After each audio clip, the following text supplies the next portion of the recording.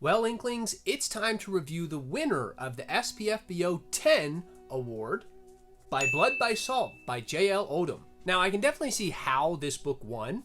I've only read one other of the finalists of this year's contest, so I can't say that I would make it the winner out of the full 10, but I can see an argument made based off of the quality of this story. With that said, I also have some qualms with this particular book.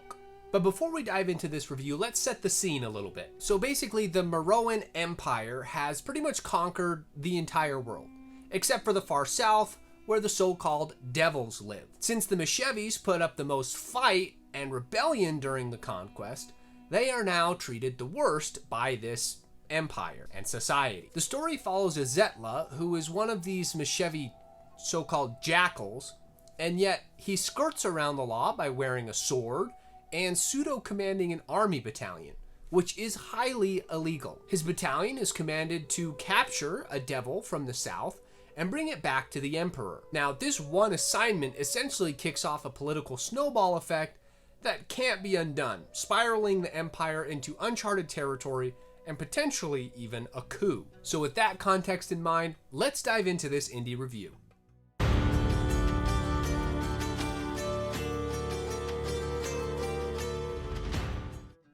The immersion and the world building, I gave a 9 out of 10.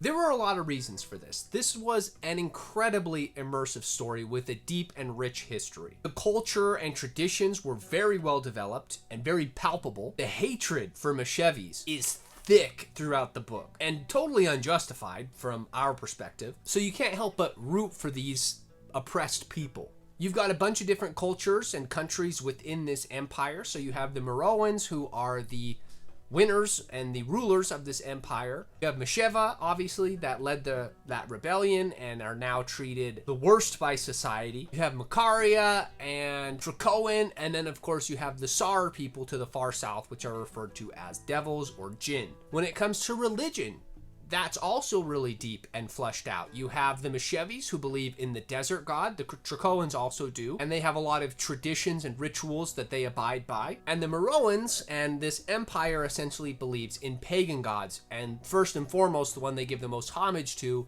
is the god of lust and blood. So overall, it was just an incredibly immersive experience. It doesn't really hold your hand. It does drop you right into the story. And I did feel like it was very realistic and engaging to be involved in these different culture and political dynamics. Now, I will say it did feel a little one note. The point, like, we were so focused on the characters sometimes that we don't really get much from the landscapes or weather or that aspect of the world building. And maybe that's intentional because it is a desert, so maybe it's supposed to feel a little bit monotonous in a lot of these regions, but I just feel like we could have done more with the actual world itself and the physical characteristics of this world. Next up, let's talk about the names and the characters, which I gave a 9.5 out of 10. This is an incredibly compelling character-driven narrative. I would almost call it a political drama or a cultural drama more than I would call it like an action fantasy. And most of the story follows Zetla, who is essentially a pariah and one of these Mishevi jackals. He's on a debt service to the military and he's served 13 years and he has 7 left to go. But he's very cunning, very intelligent, and he's often forced to temper his emotions because his life is always at stake. One wrong word and he can be killed by anyone. So his situation is incredibly precarious, and you can feel the tension around everything he says and does for his own survival. Another note was I was so convinced by the Sar devil that I didn't even notice it didn't have a name or even pronouns until closer to the end of the book. So that was incredibly well done to paint this person as a creature rather than a human being. It was really well done that way. It almost made it feel like it was a supernatural jinn or entity. The characters were incredibly complex, and the dialogue, I would say, was as perfect as it could be. And it felt like I was eavesdropping on actual conversations within this world. But one of my huge pet peeves with fantasy books are just normal names within a fantasy story that seems so far removed from our society. What are names like James and Joseph doing in a story like this? The emperor's name is Riata. But his brother's name is James? And we're following the story of Azetla, but the hero of his Meshevi people, His name is Samuel? it almost is enough to take me out of the entire reading experience. It's that egregious to me. If you're gonna give them normal names, it has to have a strong reason to do so, or it has to be done sparingly.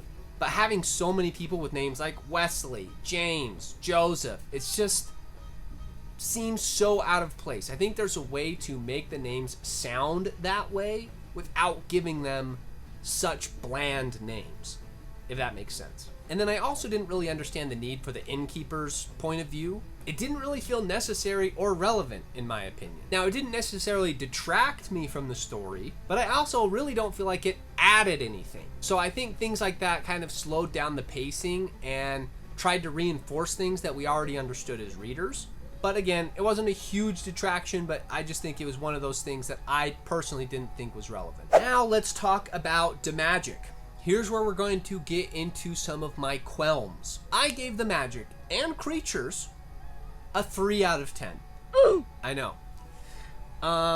You have to understand that the reason I even have this as a criteria on my indie ranking scale is because I believe this category is an essential ingredient to the fantasy genre as a whole. Magic, creatures, or technology, or a combination of all of these things. They are necessary. These are the things that make it fantasy, that make it go beyond our reach or our comprehension. Something that we wish we could be a part of, but we know is impossible. That's what makes it so fun for me to read. So the fact that this book didn't have any magic or creatures or technology was a big miss for me on this story. Now, if you don't care about that in fantasy stories, then you're just look at these other criteria and you'll see that that's not going to be an issue for you and you'll still enjoy this book. For me, it's a huge problem. Now, the reason why I gave it a 3 instead of a 0 is because there are illusions of magic so far. There are myths and legends. There are hints at prophecy. Now, I can give it credit for that and maybe be hopeful that there's more down in the future. But honestly, for me, it's just not enough to call someone a devil or a jinn, but have that just be more superstition rather than magic. I felt like was a letdown for me personally in the reading experience. I ended up giving the infrastructure an 8.5 out of 10. The tension was just so tangible throughout the whole story and it just never lets up. There's constant conflict. I will say it was strange because I feel like it's one of those things about indie books that I'm always impressed because by my opinion it shouldn't have worked from an infrastructure standpoint and yet it did very well. It's just so unconventional from a typical fantasy story. And I say that because the climax felt like it was more cultural and internal than I would categorize as a normal fantasy climax that has more action or personal growth, like with magic or something. So that was very different, but I think it worked well within this context. The political maneuverings are the plot points that lead to the climax of success. So there's not really any grand battles or really epic moments per se, but it's still somehow incredibly satisfying to see the growth and payoffs of these characters. But just so that you know, this is definitely not an action fantasy. So if that's what you're looking for, you're not going to find it here. It's very much a slow burn, almost a drama. As for my overall enjoyment of this story, I ended up giving it an 8 out of 10.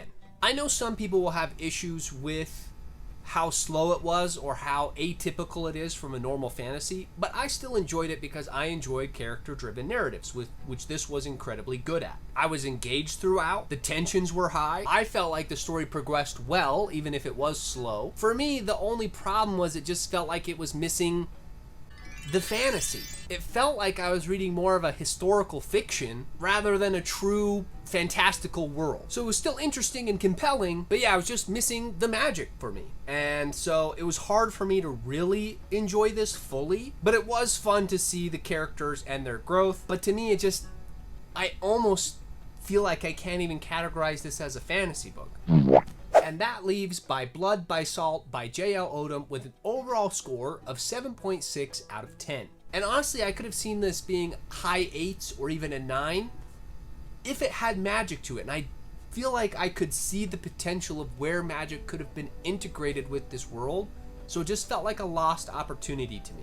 And those are just, to me, critical components of fantasy. And I understand if you disagree with me. I know you can make arguments for low fantasy and different things like that, but that's just how I view the reading experience. It works perfectly as it is. And again, I can see why it's the winner of this year's SPFBO Awards. But again, I can just imagine how well Magic would have just elevated the story, or even mythical creatures of some kind. There's plenty of opportunity for it, and it was just, I don't know, it just was missing. So with that, let's judge a book by the cover. I actually like the cover. It does paint the picture well of what the main point of the story is. I like the colors of it. I think it does give you a proper expectation of what this story will hold, because it's just an army down below and a person up here on the rocks. There's nothing fantastical about it. There's nothing magical about it, but it does seem tense and it does seem intriguing. So for that reason, I can see that this cover works quite well. So yeah, let's get it added to the shelf. If you like this indie book review, be sure to like this video and join the Indie Fantasy Club. I've also got a whole playlist of other great indie book reviews for you to go check out. But that's going to be it for this one. I'll see you in the next video.